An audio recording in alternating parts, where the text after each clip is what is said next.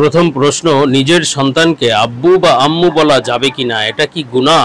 দ্বিতীয় প্রশ্ন, শেখ, যে স্বপ্নগুলো দেখলে বুঝবো আমাদের ভাগ্য ভালো এমন স্বপ্নগুলো কি কি জানতে চাই। তৃতীয় প্রশ্ন, স্বামীর বা স্ত্রীর লজ্জাস্থানে মুখ লাগানো জায়েজ কিনা, এটা কি হারাম খাওয়া হবে? আসসালামু আলাইকুম ওয়া রাহমাতুল্লাহি ওয়া বারাকাতুহু। আলহামদুলিল্লাহি রাব্বিল আলামিন ওয়াসসালাতু ওয়াসসালামু আলা সাইয়্যিদিল মুরসালিন। প্রিয় দর্শক, অত্যন্ত গুরুত্বপূর্ণ অনেক প্রশ্ন আমরা আপনাদের কাছ থেকে পেয়েছি। তন্মধ্য থেকে আজকে উল্লেখিত নির্বাচিত গুরুত্বপূর্ণ 3টি প্রশ্নের জবাব নিয়ে বিস্তারিত আলোচনা করব ইনশাআল্লাহ।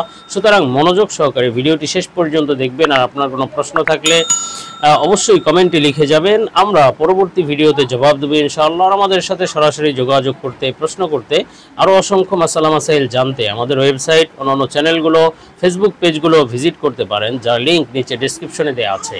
তো প্রিয় দর্শক, কথা না বাড়িয়ে আমরা প্রশ্নের জবাবে চলে যাব। একটি প্রশ্ন ছিল যে স্বামীর বা স্ত্রীর লজ্জাস্থানে মুখ লাগানো জায়েজ কিনা, এটা কি হারাম খাওয়া হবে?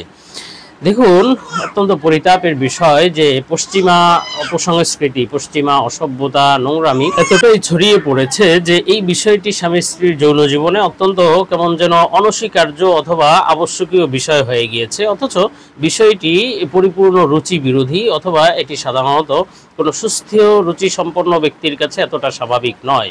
বিশেষভাবে যদি এই বিষয়টি মুখ আল্লাহ তাআলার পবিত্র একটি সৃষ্টি এবং এটা অবশ্যই কোরআন তেলাওয়াতের স্থান, এজন্য এখানে এই মুখের মাধ্যমে কোনো নাপাক জায়গা লেহন করা, চোষণ করা, এটা অত্যন্ত গর্হিত কাজ। বিশেষভাবে যদি নাপাক থাকে, সেটা যদি পেটে চলে যাওয়ার সম্ভাবনা থাকে, তাহলে তো অবশ্যই নাপাক খাওয়া এটা সম্পূর্ণরূপে হারাম এবং নাজায়েজ। সুতরাং এই বিষয়টি অত্যন্ত স্বাভাবিক মনে করা অথবা এই বিষয়টিতে অভ্যস্ত হয়ে পড়া, খুব বেশি এই বিষয়টিতে জড়িয়ে পড়া, এ থেকে পরিপূর্ণ রূপে বেঁচে থাকা চাই এবং অবশ্যই সভ্যতা এবং সুস্থ রুচি সম্পন্ন হওয়া, এটা অত্যন্ত একজন মুসলমানের জন্য অত্যন্ত করণীয় একটি বিষয়।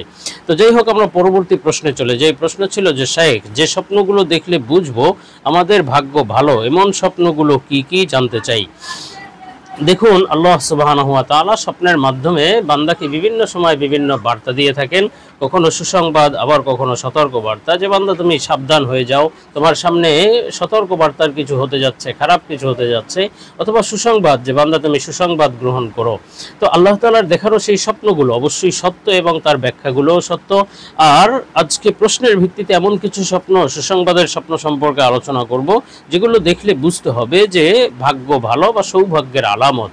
আর এ সম্পর্কে আলোচনা করব নির্ভরযোগ্য স্বপ্নের ব্যাখ্যার কিতাব আল্লামা ইমাম মুহাম্মদ ইবনে সিরিন রহমতুল্লাহ আলাইহির তাবিরুর রুইয়া থেকে। তো হযরত মুহাম্মদ ইবনে সিরিন রহমতুল্লাহ আলাইহি বলেছেন যে স্বপ্নে যদি কেউ রোজা রাখতে দেখে, যে স্বপ্নে সে রোজা রেখেছে এবং রোজা রেখে সে ভালো ভালো কাজ করছে, কোরআন তেলাওয়াত করছে, তাসবিহ তাহলিল পড়ছে, এমন স্বপ্ন দেখলে বুঝতে হবে যে আল্লাহ তাআলা তাকে সকল গুনাহের পথ থেকে, হারাম কাজ থেকে, সকল খারাপি থেকে বাঁচিয়ে তাকে হেদায়েতের পথে আনবেন। সে সঠিক পথে চলতে পারবে এবং সে তওবা করবে, গুনাহ থেকে তওবা করবে, ভালো পথে আসবে ইনশাআল্লাহ।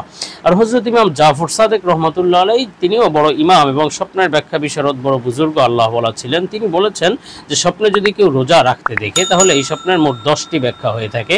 প্রথমত একটি ব্যাখ্যা হলো বুজুর্গি বা আল্লাহ ওয়ালা হওয়ার আলামত। স্বপ্নে রোজা রাখতে দেখলে বুঝে নিতে হবে শীঘ্রই সে আল্লাহর প্রিয় বান্দা হিসেবে আল্লাহ তাকে কবুল করবেন, সে বুজুর্গি লাভ করতে পারবে।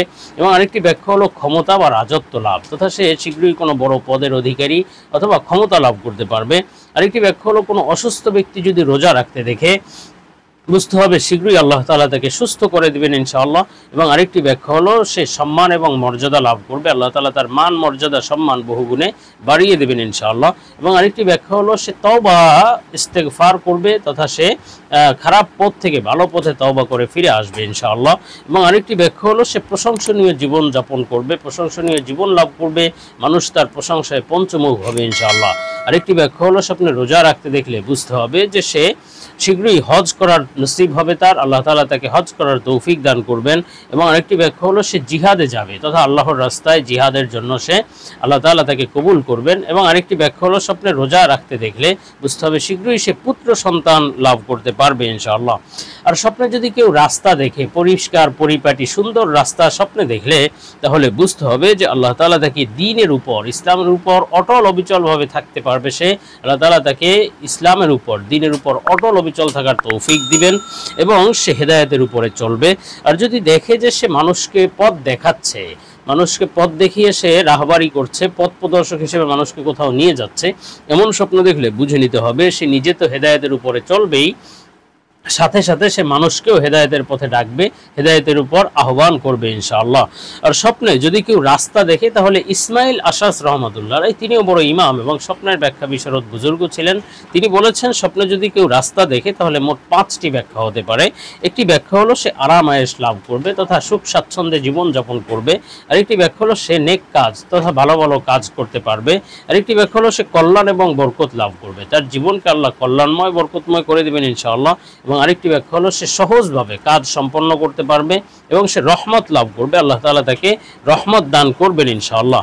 আর স্বপ্নে যদি কোনো ব্যক্তি চাঁদনি উজ্জ্বল রাত দেখে, যে সে খুব উজ্জ্বল চাঁদনি রাত স্বপ্নের মধ্যে দেখলে বুঝতে হবে সে জীবনে সব ধরনের বিপদ আপদ দূর হয়ে যাবে, সব ধরনের খারাপই দূর হয়ে যাবে, বরং আরাম আয়েশ সুখ স্বাচ্ছন্দ্য জীবনে আসবে, সুখ শান্তি আসবে।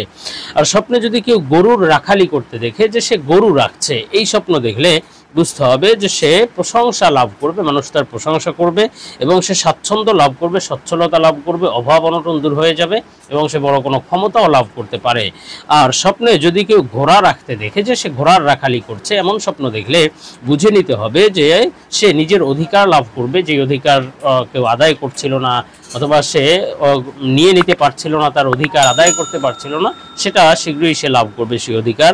আর স্বপ্নে যদি কেউ ছাগলের রাখালি করতে দেখে বা ছাগল রাখতে দেখে, তাহলে বুঝে নিতে হবে যে সে হালাল রুজি রোজগার লাভ করবে, হালাল অর্থ সম্পদ লাভ করবে এবং আল্লাহ তাআলা তাকে প্রচুর সম্পদ দান করবেন, সাথে সাথে প্রশংসাও দান করবেন, মানুষ তার প্রশংসা করবে।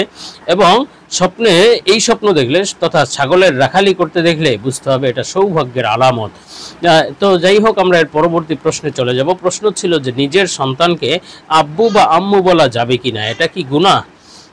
দেখুন, আমাদের দেশে সন্তানকে সাধারণত আব্বু বা আম্মু ডাকা হয়, ছেলেকে আব্বু ডাকা হয়, বাবা ডাকা হয়, মেয়েকে আম্মু বা মা বলা হয়। এটা অত্যন্ত স্নেহ বা ভালোবাসা মহাব্বতের খাতিরে বলা হয়। বাস্তবগতভাবেই যে তারা পিতামাতা হিসেবে তাদেরকে আব্বু আম্মু ডাকা হয়, বিষয়টি এমন নয়। এজন্য মিথ্যা হওয়ার বিষয়টি এখানে প্রযোজ্য নয় এবং এটা গুনাহ হওয়ার বিষয় এখানে প্রযোজ্য নয়। সুতরাং স্নেহবশত সন্তানকে আব্বু বা আম্মু বলা এটা জায়েজ রয়েছে, গুনাহ হবে না, এক্ষেত্রে কোনো গুনাহ হওয়ার সম্ভাবনা নেই। তো প্রিয় দর্শক, আল্লাহ তাআলা আমাদেরকে বিষয়গুলো বুঝার এবং আমল করার তৌফিক দিন। আল্লাহুম্মা আমিন।